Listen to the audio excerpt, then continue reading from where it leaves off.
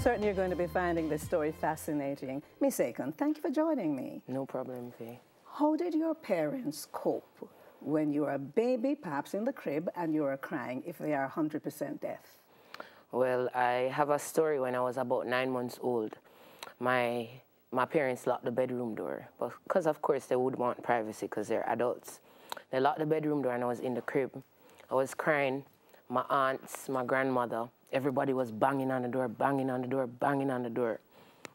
They couldn't hear.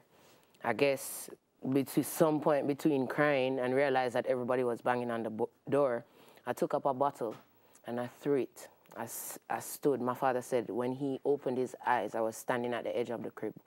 And he saw that. I was like, and I took a bottle and I threw it and it hit them in the head. And that's how they knew I was crying, because they weren't able to hear me at all. At 9 months old? 9 months. You took that action? 9 months. I always knew you were special. Yes. What other unique situations occur for parents who are deaf when their children are 100% hearing? Okay, well... I think you call it what, CODA? CODA, right. That's children of deaf adults. Or child of yes. deaf adults, or it could be one adult. Yeah. So, as a CODA, there are things that you're afraid to that normal children don't get access to. For example, if your parents get sick, you're the one who bridges the communication gap. If your parents have to call the bank for some reason, if something happened to the ATM card, you're the one who has to do that. Because at the time when I was growing up, we still had dial-up internet. Now we have broadband and all these things, Wi-Fi and high speed.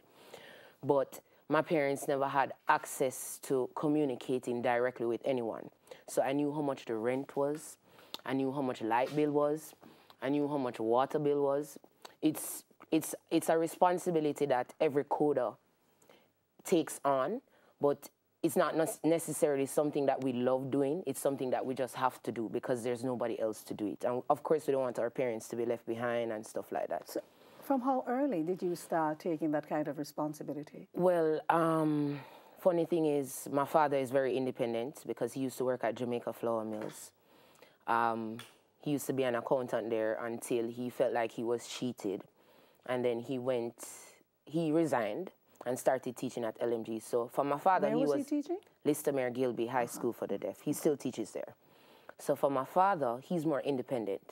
But for my mother, who is not, I would say per se literate, she's beautiful when it comes to Jamaican Sign Language. She's a poet. I call her a poet. That's where I get my skills and my facial expressions, everything from her. But when it comes to English, she's not able to decipher the difference or the deep meaning of something.